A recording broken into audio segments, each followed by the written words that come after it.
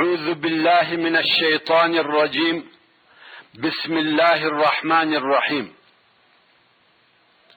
إن الحمد لله نحمده ونستعينه ونستهديه ونستغفره ونعوذ بالله من شرور أنفسنا ومن سيئات أعمالنا.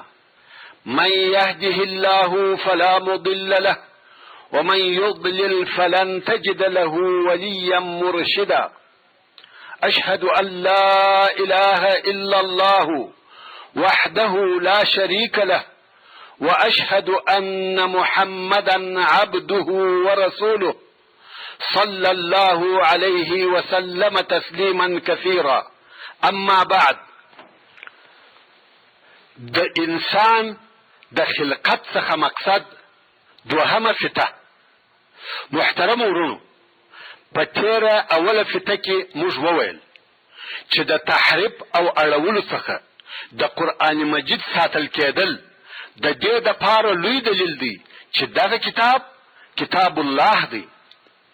که دغه قرآن د بل چا قول او خبرې وای، د تحریف او اړولو څخه محفوظ نه پاته کېدی.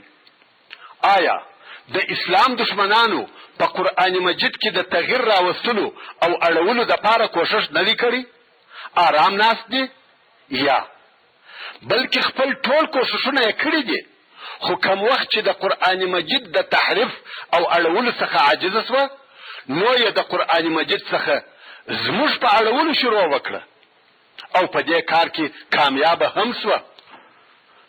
څو کاله مخکې بني اسرائیلو یو قرآن کریم چاپ کړي، ټول صحیح او د واقعي قرآن مجید سره موافق وو، عینا دغه قرآن وو، مګر په ټول قرآن کې یو ټکی یا یوه نقطه پرې ایښې وه، فقط یو ټکی. اصلا دوی دغه کار د یوه امتحان دپاره کړی وو چې آیا مسلمانان دې کار ته متوجه کیږي او الله جل جلاله د قرآن کریم حافظ او ساتونکی دی که یا؟ دغه د دوی د طرفه قرآن چاپ، نشر او توزیع سو، خو الله جل جلاله دغه د یوه ټکي غلطیا ښکاره او واضح کړه او په ټولو اسلامي مملکتو کې دا اعلان وسو چې د قرآن کریم دغه نسخه د بین یوسي او د کتابخانو څخه راویستل سوه او هغه فرق په دغه آیات شریف کې و. الله جل جلاله فرمایي: لیقضی الله امرا کان مفعولا، چې دا د سورة الانفال 42 نمبر آیات دی. خو اسرائیلو په یقضی کې د ضاد ټکی غورځولی و او داسې ویل کېده لیقصی الله، او دا معلومه خبره ده چې یقصی د یقضی سره په ترجمه کې فرق لري. د یهودو دا خیال او ګمان و چې مسلمانان و یوه ټکي ته نه متوجه کیږي او نه په خبریږي، مګر هغه فرق ډېر ژر ښکاره او واضح سو، ځکه چې مسلمانان کلام الله په یادوي. نن ورځ د مځکې پر مخ په میلیونو د کلام الله حافظان موجود دي او اکثره یې د لږ عمر هلکان دي. د 15 کالو هلک قرآن مجید یې په یاد وي. دا ولې؟ ځکه دغه کتاب الله دی. د مځکې پر مخ بل داسې کتاب نسته چې خلق دې په یادوي بې له قرآن کریمه، چې دا هم پر دې دلالت کوي چې دغه کتاب د الله جل جلاله د طرفه څخه دی او هغه علمي اعجاز چې په قرآن مجید کې موجود دی تر دې ډېر دی چې زه دې په دغه اوسني بحث کې ولیکم یا بیان کم، خو صرف د مثال او نمونې پر قسم دغه یوه دوو شیانو ته متوجه سي. پس له هغه څخه چې علوم مخته ولاړل او علمي کشفیات په وجود راغله، دغه علمي معلوماتو دا ثابته کړه چې قرآن مجید 1400 کاله د مخه دغه اوسني نوي کشف سوي شیان بیان کړي دي، چې د هغې جملې څخه یو قانون دی چې د قانون بحار په نامه سره یادیږي، او هغه قانون وایي په لویو او ژورو دریابو کې دننه تاریکۍ دي او دغه تاریکۍ د هغه لوی موجو په سبب په دغه لوی دریابو کې پیدا کیږي، خو خلق د دغه تاریکیو په وجود نه خبر و او نه په پوهېدل، تر څو چې دغه زیردریابي کښتۍ جوړې سوې چې په عربي کې غواصات ورته وایي. دا داسې کښتۍ دي چې د هغه ژورو دریابو و عمق او آخر ته کښته کېږي.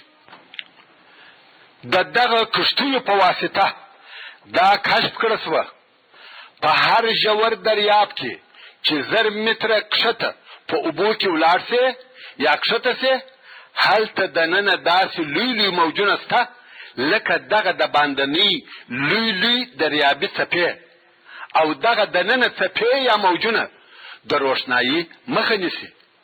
نو ځکه تر دغه موجو لاندې تاریکه وي، او بیا تر نورو 1000 مترو کښته نور موجونه سته چې هغه بیا نورې زیاتې تاریکۍ په وجود راوړي. مقصد دا چې نوو کشفیاتو دا معلومه کړه چې دننه په ژورو دریابو کې د دغه څپو او موجو په سبب تاریکۍ موجودې دي. مګر دغه معلومات الله جل جلاله 1400 کاله د مخه په قرآن مجید کې د داسې چا پر ژبه راته بیان کړي دي چې هغه نه په دریاب کې سپور سوی وو او نه یې دریابي سفرونه کړي وو. الله جل جلاله د سورة النور په 40 نمبر آیات کې فرمایي: او كظلمات في بحر لجي يغشاه موج من فوقه موج. یعنی یا د هغو تاریکیو په مثل دي چې په ژور دریاب کې پټ کړي وي دغه دریاب موج چې تر هغه لوړ بل موج وي. ظلمات جمع د ظلم ده، یعنی تاریکی. بحر دریاب، لجی ژور. بحر لجی لوی ژور هغه عمیق دریاب ته ویل کیږي چې عمق یا ژوروالی یې 3000 متره یا تر هغه هم زیات وي. ځکه دغه زیر دریابي کښتۍ و دغسې ژورو دریابو ته ور داخلېدلی سي. هغه دریابونه چې عمق او ژوروالی یې لږ وي هلته دغه غواصات نسي داخلېدلی. نو خود په الهي کلام کې د بحر سره د لجي لفظ راوړل سو، یعنی ژور دریاب. ځکه دغه کیفیت په کوچني دریابو کې نسته. په دغه آیات شریف کې عینا هغه تاریکۍ ذکر سوي دي چې د زیر دریابي کښتیو تر وجود یا جوړېدلو وروسته موږ ته رامعلومې سوې. الله جل جلاله فرمایي: لکه تاریکۍ په ژور دریاب کې چې موجونه سربیره پر موجود دي، تاریکۍ هم یو پر بل سربیره دي. ورونو، د مور په نس کې د جنین رشد او لویوالی په څو مرحلو او په څونه وخت کې کیږي. دغه موضوع 1400 کاله د مخه په قرآن مجید او د رسول الله صلی الله علیه و آله وسلم په احادیثو کې موجوده وه. په وروستنیو وختو کې چې علم مخته ولاړی، مشین آلات، تلویزیوني عکاسۍ او کمپیوټر جوړ سوه، عینا هغه د قرآن مجید او احادیثو بیان ثابت او یقیني کړي. په عربي کې جنین هغه کوچني ته ویل کیږي چې د مور په نس کې وي او جمع یې اجنه ده. یو سویډنی ډاکټر چې په علم الاجنه کې د جهان مشهور او منل سوی پروفیسر و، په قاهره کې یو اسلامي کنفرانس ته چې د اعجاز علمي قرآن په باره کې وو حاضر سو. کم وخت چې اسلامي علما ولیدل چې دغه شخص د اجنه په متعلق په جهان کې بې مثله ډاکټر دی، نو یې د ده د علم او معلوماتو سره موافق د رسول الله صلی الله علیه و آله وسلم هغه حدیث شریف بیان کړي کوم چې د جنین د پرورشت یا نمو په باره کې دی. او اسلامي علما وویل رسول الله صلی الله علیه و آله وسلم 1400 کاله د مخه موږ ته خبر را کړی دی چې جنین د مور په نس کې اولې 40 ورځې نطفه پاته کیږي، او بیا 40 ورځې علقه وي، او بیا 40 ورځې مضغه وي. حدیث. او بیا یو دغه پروفیسر ته د علقې او مضغې ترجمه او مقصد وروښول چې علقه هغه کوچنی حیوان یا حشره ده چې په اوبو کې وي، او بل حیوان لکه غویی یا یو بل بوده چې اوبه څښي دغه علاقه د هغو په ژبه پورې موښلي او دغه حیوان بیا تر هغو پورې خواړه نه خوري څو دغه علاقه ځینې ایسته نه کړي. دغه علاقې ته موږ په پښتو کې ژوره وایو. دا د علاقې ترجمه شوله، یعنی یوه ټوټه او مزغه و هغه ګولې یا لقمې ته ویل کېږي چې انسان یې یو څه وژوي او بیا یې د خولې څخه راوباسي او هغه د غاښو اثر پر هغه ګوله پاته او معلوم وي. دغه ته مزغه یعنی ژوول سوې ګوله وایي. پروفیسر ولیدل چې د نن ورځې پرمختللي علم بلکې کمپیوټري علم هم دا ثابته کړې ده چې نطفه د مور په رحم کې پوره 40 ورځې حتی د دقیقو په حساب نطفه پاته کېږي، هیڅ شی نه ځینې جوړېږي او پس د 40 ورځو علاقه یعنی یوه ټوټه ځینې جوړېږي او پس د 40 ورځو مزغه ځینې جوړېږي، یعنی د خپل خلقت علامې پر معلومې سي. تر هغه وروسته نو بیا هډوکي پکې پیدا کېږي او بیا په غوښو پټېږي. اسلامي علماو و پروفیسر ته وویل زموږ پیغمبر علیه الصلاة والسلام دغه ستا د علم یعنی علم الاجنه په باره کې دغه معلومات موږ ته راکړي دي. پروفیسر وویل آیا دا ثابته ده چې دغه قول هغه ویلی دی؟ دوی ویل هو. پروفیسر وویل اشهد ان لا اله الا الله و اشهد ان محمدا رسول الله. ورونو یوازې دغه یوه موضوع نه ده، بلکې که په طب کې یو عالم قرآن کریم واوري او په هغه کې ژور فکر او تأمل وکړي هغه به دا اقرار او اعتراف وکړي چې بېشکه دغه قرآن کلام الله دی، د بشر تر ټولو معلوماتو لوړ دی.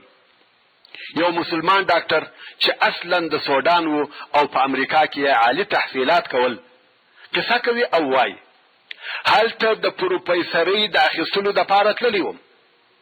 وایي د یوه لوی او مشهور داسې پروفیسر سره مې کار کاوه چې په داخلي امراضو کې د منل سوو پروفیسرانو څخه و. دغه پروفیسر د غذا او معدې په امراضو کې خاص علم او معلومات درلودل. دغه استاد پروفیسر یوه ورځ راته وویل هغه ډېره ښه لار چې موږ باید خلق و هغه ته راوبولو او د هغې لارې د متابعت په سبب خلق د داخلي امراضو څخه خلاص شي، هغه باید خلقو ته یو غذایي نظام کښېښول شي او خلق باید مکلف کو چې د هغه نظام متابعت او مراعت وکړي، نو به خلق د معدې د مریضیو څخه خلاص شي. سوداني ډاکټر وایي ما پوښتنه ځینې وکړه دا به څنګه قانون او نظام وي؟ پروفیسر راته وویل معده باید پر 3 حصې وویشل شي چې یوه حصه یې د خوړو او خوراکي موادو دپاره وي، دوهمه حصه یې د اوبو او څښلو دپاره وي او درېیمه حصه یې باید خالي وي او هر هغه څوک چې د دغه نظام مراعت وکړي هغه به هیڅکله په داخلي امراضو اخته او مبتلا نه شي. مسلمان ډاکټر وایي ما فورا ورته وویل زموږ نبي علیه افضل الصلاة والتسلیم 1400 کاله د مخه دغه لارښوونه موږ ته کړې ده. پروفیسر ویل څنګه؟ ډاکټر وایي ولاړم د حدیث په کتابو کې مې وکتل، حدیث شریف مې پیدا کړ او دته مې راوړی او ورته ومې ویل زموږ رسول صلی الله علیه و آله وسلم فرمایي ما ملأ آدمی وعاء شرا من بطن بحسب ابن آدم أكلات يقمن صلبه فإن كان لا محالة فثلث لطعامه وثلث لشرابه وثلث لنفسه. رواه الترمذي ابن ماجه احمد. یعنی هیڅ انسان تر نس بد لوشي نه دی ډکړی، د ابن آدم د پاره فقط څو ګولې یا لقمې کافي دي چې د بدن وده پوکي او که بیا هم خامخا خواړه خوري نو د معدې 3 حصه د خوړو د پاره ده او بل 3 حصه یې د چښلو د پاره ده او بل 3 حصه یې باید خالی او د ساکشلو د پاره وي. سوداني ډاکټر وایي کوم وخت چې پروفیسر دا خبره واورېدل په تعجب سره یې وویل دا ستاسې رسول ویلي دي؟ ما ویل هو. ویل دا ثابته ده چې دا د هغه قول دی او هغه ویلي دي؟ ما ویل هو. نو پروفیسر وویل اشهد ان لا اله الا الله واشهد انه رسول الله.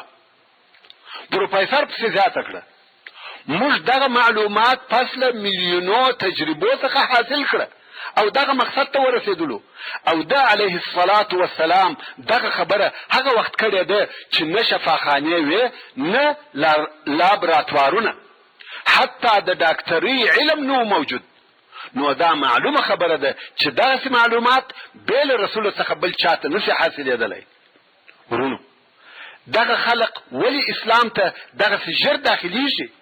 حال دا چې موږ وینو په مسلمانانو کې ډېر جاهلان خودخواه شهوت پرسته انسانان د اسلام څخه انکار کوي او مرتد کیږي. دا ځکه چې اهل العلم د پوهې او عقل خاوندان حق طلبونکي انسانان د قرآن مجید په اوریدلو د هغه په معنا او مقصد کې فهم او تدبر کوي او حق ته تر رسیدلو وروسته و حق ته تسلیمیږي. لکه څرنګه چې الله جل جلاله د سورة سبع په 6 نمبر آیات کې فرمایي وَيَرَى الَّذِينَ أُوتُوا الْعِلْمَ الَّذِي أُنزِلَ إِلَيْكَ مِنْ رَبِّكَ هُوَ الْحَقُّ وَيَهْدِي إِلَى صِرَاطِ الْعَزِيزِ الْحَمِيدِ. یعنی هغه کسان چې دوی ته علم او فهم ورکول سوی دی چې وویني قرآن چې نازل سوی دی تا ته د طرفه د رب ستا دغه قرآن حق دی او لارښوونه کوي ولارې ته د هغه الله چې کوي او ثنا پر ویل سوې ده.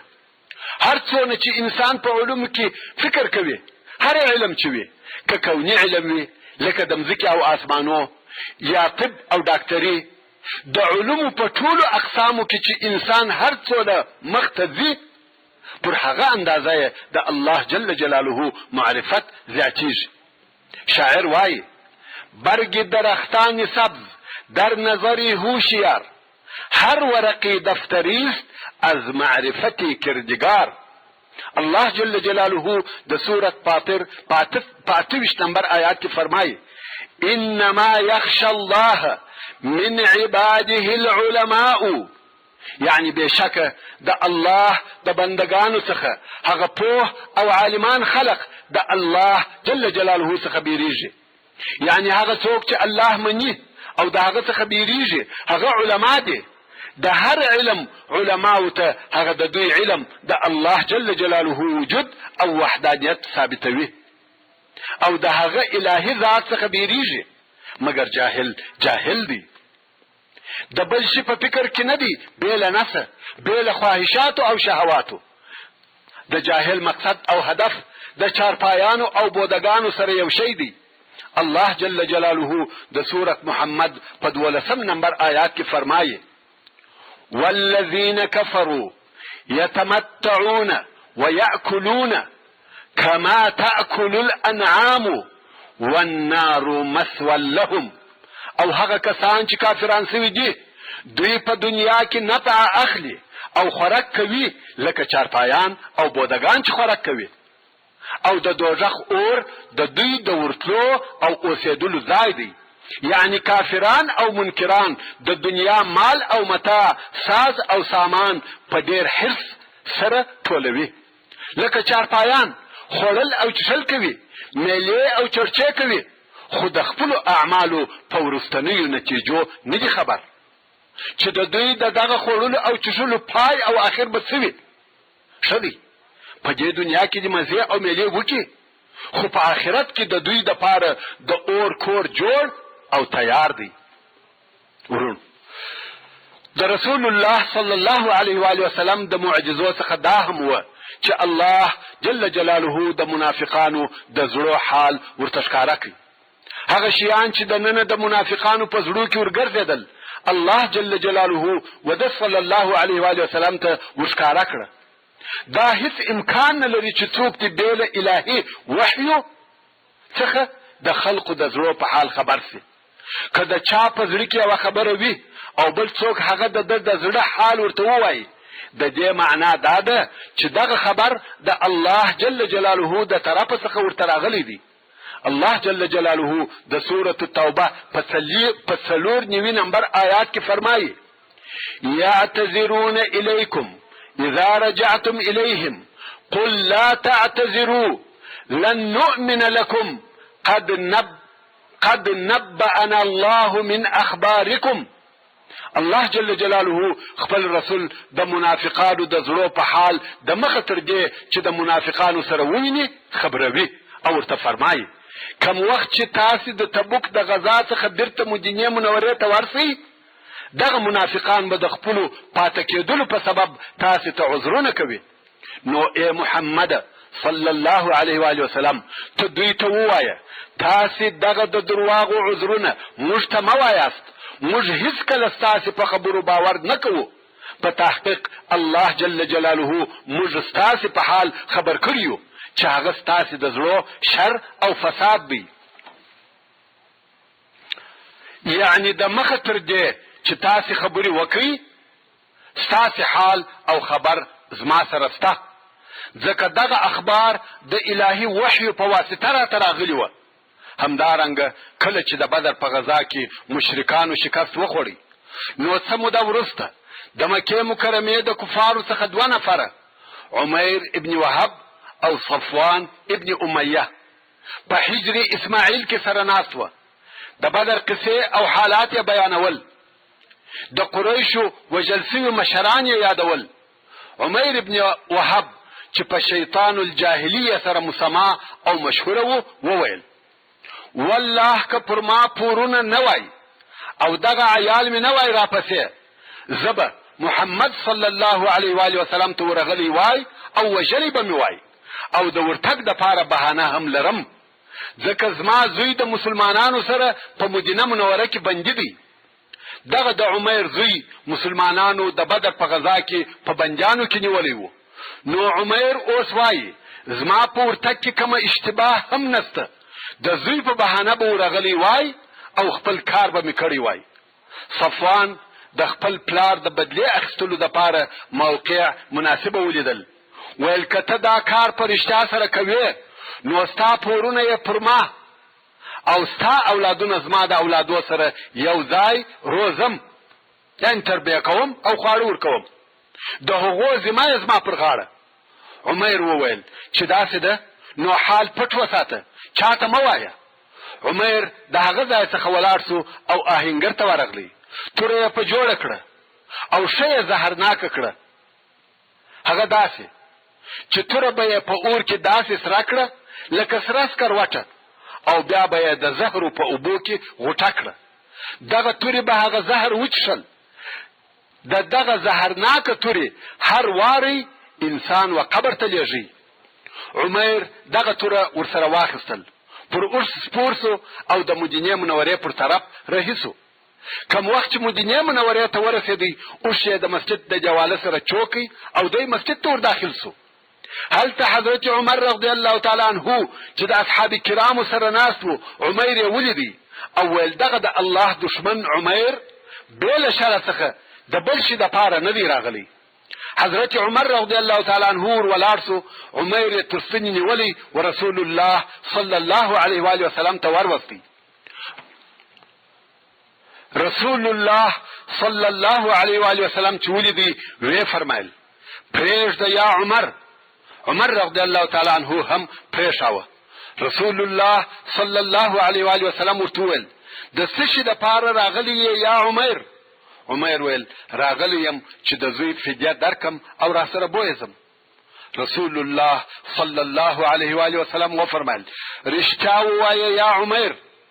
ده ویل: بې له دغه بله خبره نسته. رسول الله صلی الله علیه و آله وسلم وفرمایل: دغه توره دې د څه شي دپاره در سره را اخیستې ده؟ عمیر ویل: تورې دې الله خرابې کړي، آیا په بدر کې موږ ته کومه فایده را ورسول؟ رسول الله صلی الله علیه و آله وسلم بیا ورته ویل: رښتیا ووایه یا عمیر. عمیر وویل: بې له دغه خبرې بل څه نسته. رسول الله صلی الله علیه و آله وسلم وفرمایل: یا داسې نه ده، بلکې ته او صفوان په حجر کې سره ناست واست او د بدر حالات مو بیانول. تا وویل که پر ما پورونه نه وای او دغه اولادونه مې نه وای نو به راغلی وای او زه به دې وژلی وای، مګر الله جل جلاله زما او ستا په مابین کې حاجز او حائل دی، ته دغه کار نسې کولای. رسول الله صلی الله علیه و آله وسلم د عمر د زړه پټ راز او مقصد ورته بیان کړی.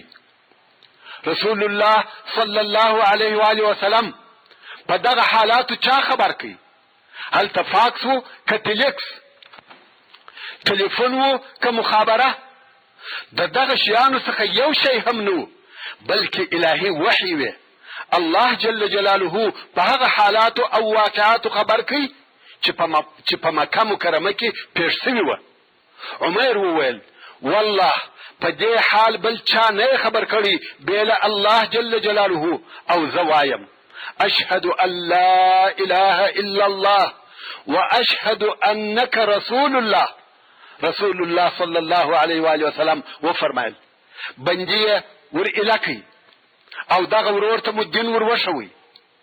دغه عمر چې شیطان الجاهلیه ورته ویل کېده اوس مسلمان او د مسلمانانو دوست او کومک کوونکی سو او فی سبیل الله مجاهد ځنې جوړ سو.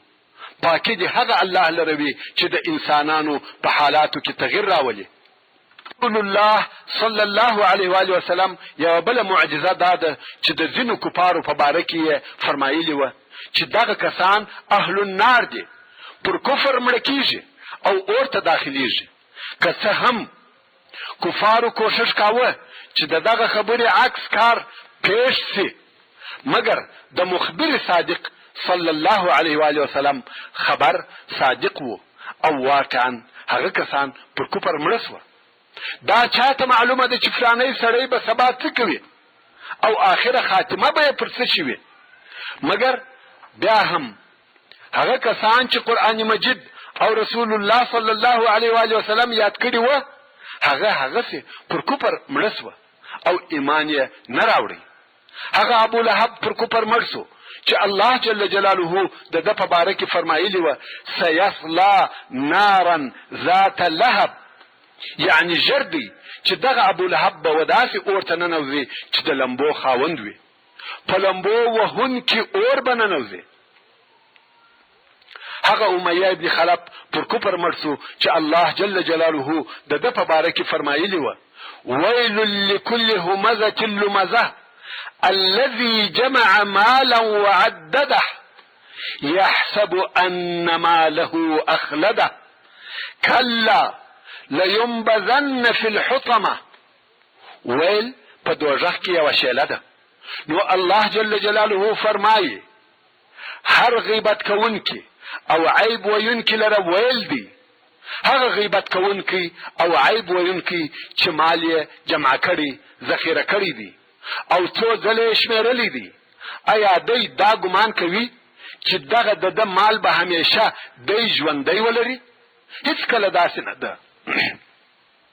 هیڅکله داسې نه ده، بلکې دی به مړ سي او دغه مال به د الهي عذاب څخه خلاص نه کړي او خامخا به دی په سوځونکي او ماتونکي اور کې وغورځول سي. څوک وایي دغه آیاتونه د امیه ابن خلف په باره کې نازل شوي دي او څوک وایي د اخنس ابن شریق په باره کې نازل شوي دي، خو دوی دواړه پر کفر مړه سوه او د قرآن مجید وینا حق او یقیني ده. یو بل د دغو کسانو څخه ولید ابن مغیره دی. هغه ولید چې الله جل جلاله د هغه په باره کې فرمایي سأرهقه صعودا، ژر ده چې د اور پر لوړ غره به یې وخېژوم. صعود په دوزخ کې یو غر دی چې دوزخیان لوړ ورخېژول کیږي او د هغه ځای څخه پلغړېدلو یا ګیلېدلو راغورځول کیږي. او بیا الله جل جلاله د دغه ولید په باره کې فرمایي سأصلیه سقر، یعنی ژر به دی د دوزخ اور او سقر ته داخل کم. نو د رسول الله صلی الله علیه و آله وسلم دغه خبر چې دغه ذکر سوي خلق پر شرک مري او واقعا هغه هم پر شرک مړه سوه. دا هم د رسول الله صلی الله علیه و آله وسلم د معجزو څخه یو لو معجزه ده. مګر د ځینو نورو کفارو په باره کې چې رسول الله صلی الله علیه و آله وسلم څه نه ویلي، که څه هم هغوی د اسلام شدید دشمنان و، بیا هم مسلمانان سوه، لکه ابو سفیان، عکرمه ابن ابي جهل، عمرو ابن العاص او داسې نور د قریشو د مشرانو څخه ډیر شدید کفار مسلمانان سوه، بې له هغو کسانو څخه چې رسول الله صلی الله علیه و آله وسلم د اور خبر ورکړی و. هغه کسان پر هغه خپل کفر او شرک مړه سوه. د رسول الله صلی الله علیه و آله وسلم د معجزو څخه یو بل ډیره مهمه معجزه دا ده چې الله جل جلاله د مشرکانو څخه ساتلی و. د عربو جهالت و داسې اندازې ته رسېدلی و که د یو چا و اوښ یا آس یا یو بل بوده ته بد ویل سوی وای، د دغه بد ویلو په سبب یې هغه بد ویونکی وژي. که بیا د دوی معبود او اله ته بد ویل سوی وای، اوهو د هغه نفر سره به یې څه کولای؟ د هغه بد ویونکي په کورنۍ او قبیله کې یې څوک ژوندی نه پرېښاوه.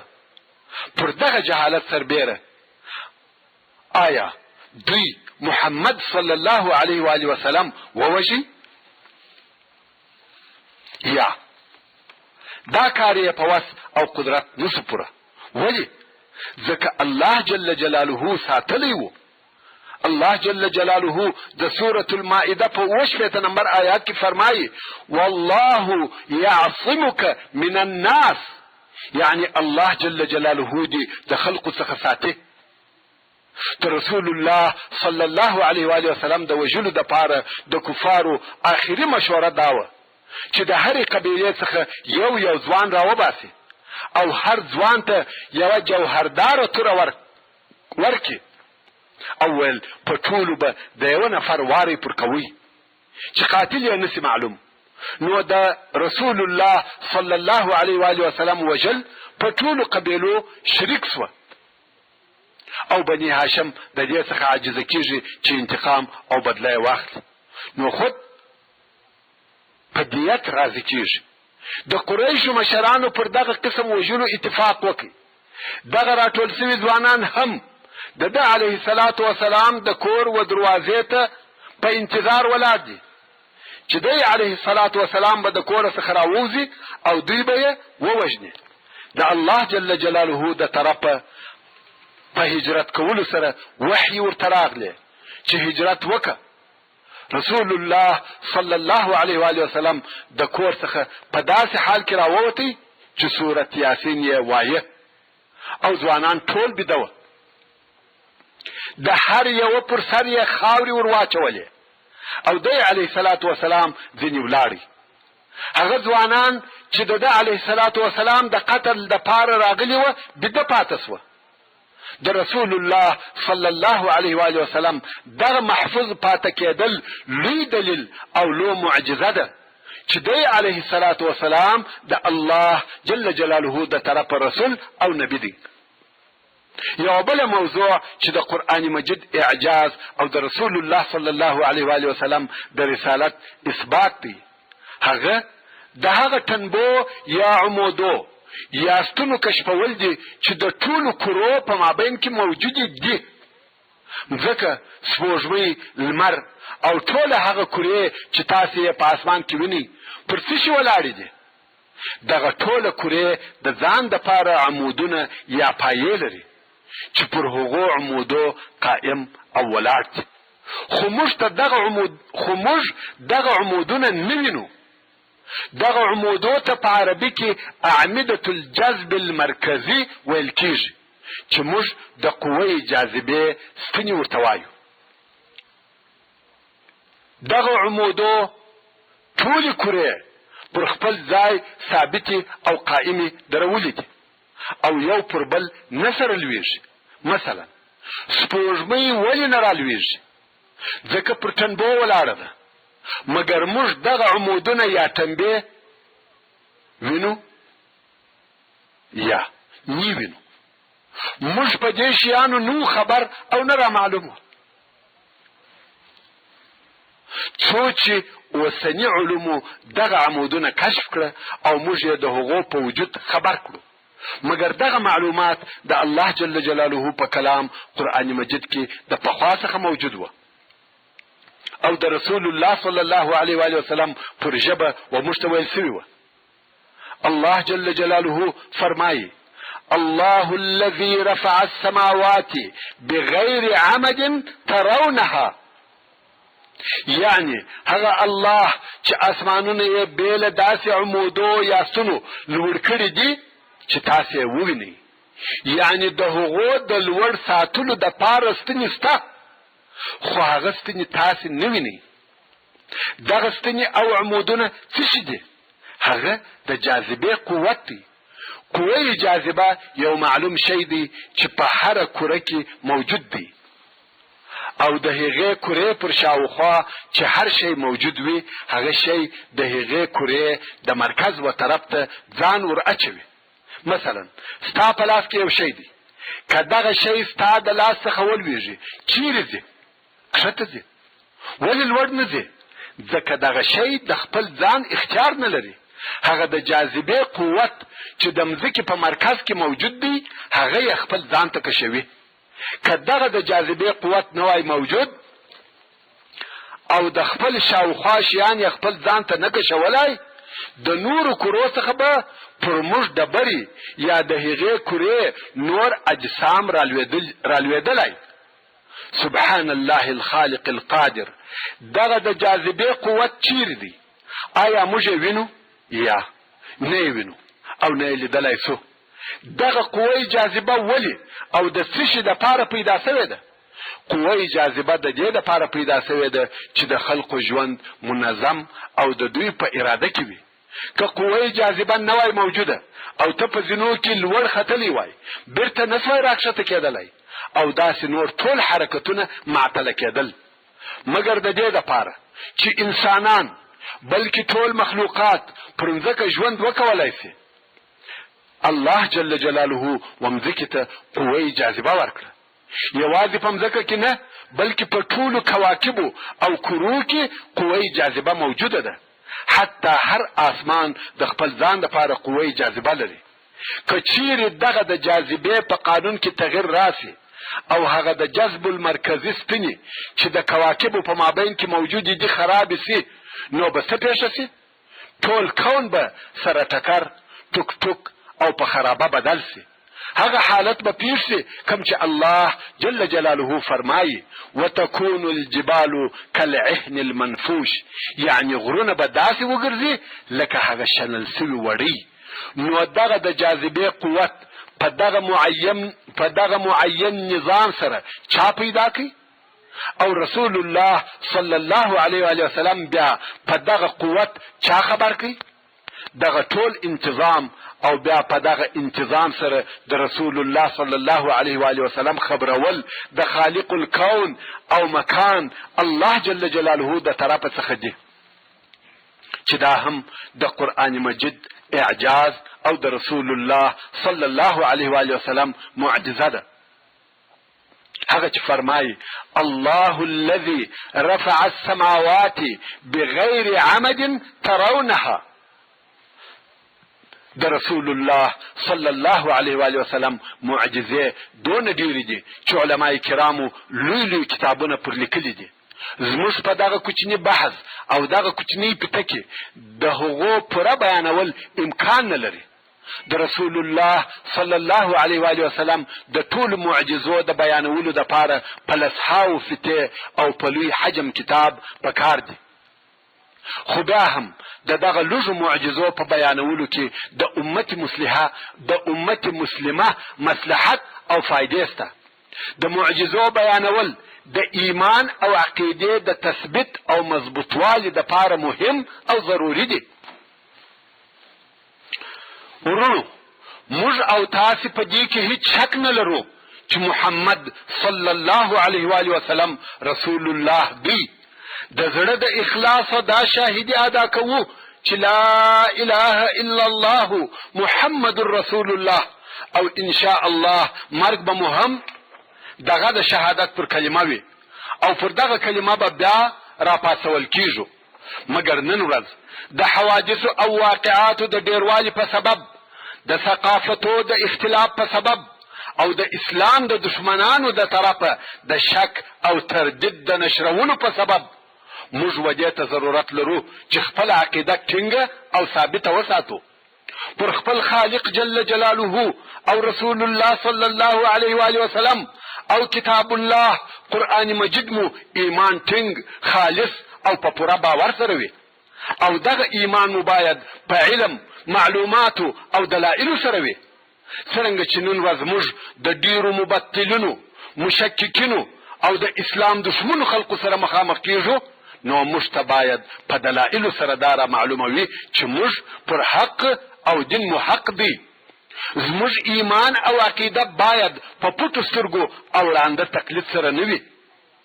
او د همدغه مقصد دپاره الله جل جلاله فرمایي: افمن یعلم انما انزل الیک من ربک الحق کمن هو اعمى انما یتذکر اولو الالباب.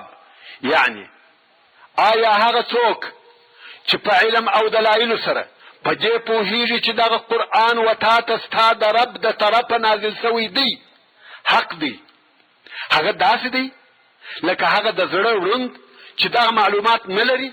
یا هیڅکله دغه دوه نسي سره برابرېدلی. بېشکه چې په دغه قرآن سره د عقلو خاوندان پند او عبرت اخلي. د رسول الله صلی الله علیه و آله وسلم د لوی معجزو څخه یوه هم د شق القمر معجزه ده. رسول الله صلی الله علیه و آله وسلم په مینا کې تشریف درلودی او هلته د کفارو یوه لویه ډله هم موجوده وه. کفارو د رسول الله صلی الله علیه و آله وسلم څخه د معجزې غوښتنه وکړه. رسول الله صلی الله علیه و آله وسلم وفرمایل: آسمان ته وګورئ. کفارو چې آسمان ته وکتل، سپوږمۍ پر مابین دوه ځایه سوه، نیمه د شرق پر طرف لاړه او نیمه د غرب پر طرف لاړه. هلته یو غر موجود و او دغه غر د سپوږمۍ د دوو حصو په مابین کې راغلی. خو بیا هم کفارو ویل دا سحر دی. نو ځکه الله جل جلاله فرمایي: اقتربت الساعة وانشق القمر وإن يروا آية يعرضوا ويقولوا سحر مستمر. یعنی قیامت را نږدې سو او سپوږمۍ دوې ټوټې سوه. او که دغه د قریشو کفار د الهي قدرت یو دلیل او علامه وویني، د هغه څخه مخ واړوي، انکار ځینې وکړي او وایي دا قوي سحر دی چې د پخوا څخه را شروع دی. حتی که دغه معاندین کفار د قیامت په ورځ اور ته داخل سي، بیا به هم دوی وایي دا سحر دی، ځکه دوی ټولو حقایقو ته سحر وایي. نو الله جل جلاله فرمایي: د قیامت په ورځ چې کفار اور ته راوبلل سي او ور اچول کیږي، نو به ورته وویل سي: هذه النار التي كنتم بها تكذبون افسحر هذا ام انتم لا تبصرون. دا هغه اور دی چې تاسو درواغ باله او ځینې منکره واست. آیا دا سحر دی؟ او که تاسو نه وینئ، اوس هم ووایاست چې دا سحر دی. اصلوها فاصبروا او لا تصبروا سواء علیکم انما تجزون ما کنتم تعملون. چې دا د سورة الطور 14 او 15 نمبر آیاتونه وه. ننوځئ دغه اور ته، که صبر کوئ که یې نه کوئ، دغه دواړه ستاسې دپاره یو شی دی. خامخا و تاسې ته د هغه عمل او کارو جزا درکول کیږي چې تاسې په دنیا کې کول. نو د رسول الله صلی الله علیه و آله وسلم په معجزه سره سپوږمۍ دوه ځایه سوه او کفار ویل دا سحر دی. همدارنګه د رسول الله صلی الله علیه و آله وسلم د لویو معجزو څخه هغه د اسراء او معراج سفر دی. رسول الله صلی الله علیه و آله وسلم د مکې مکرمې څخه بیت المقدس ته بوتله سو، بیا د هغه ځای څخه آسمان ته او بیا اووم آسمان ته حتی تر سدرة المنتهی پورې ولاړی او هلته 5 منځونه پر ده علیه الصلاة والسلام او د ده پر امت فرض سوه او بیرته راکښته سو. دغه ټوله سفر په یوه شپه کې و او بیا بیده هم سو. دغه ټوله اسراء او معراج د یوې شپې په یو څه حصه کې وه. په سهار کې یې دغه خبر د مکې مکرمې و کفارو ته ووایه. کفارو ویل اوس دې درواغ معلوم سوه، اوس تا خبرې د قبلولو نه دي وړ، ځکه موږ په یوه میاشت بیت المقدس ته رسیږو او په یوه میاشت بیرته ځینې راځو، او ته په یوه شپه کې ولاړې او بیرته راغلې. یوازې بیت المقدس هم نه بلکې اوم آسمان ته هم لاړې. کفارو یو د بل سره نارې کړه چې راسئ، حتی مسلمانان یې هم راوغوښتل چې راسئ ستاسې د نبي درواغ واورئ. العیاذ بالله. ابو بکر صدیق رضی الله تعالی عنه هم راغلی. کفار ورته وایي غوږ ونیسه، ملګری دې څه وایي؟ ده ویل څه وایي؟ کفار ویل وایي برایي د شپې بیت المقدس ته ولاړم او بیرته راغلم. ابو بکر صدیق رضی الله تعالی عنه وویل که ده دغه ویلي وي رښتیا وایي.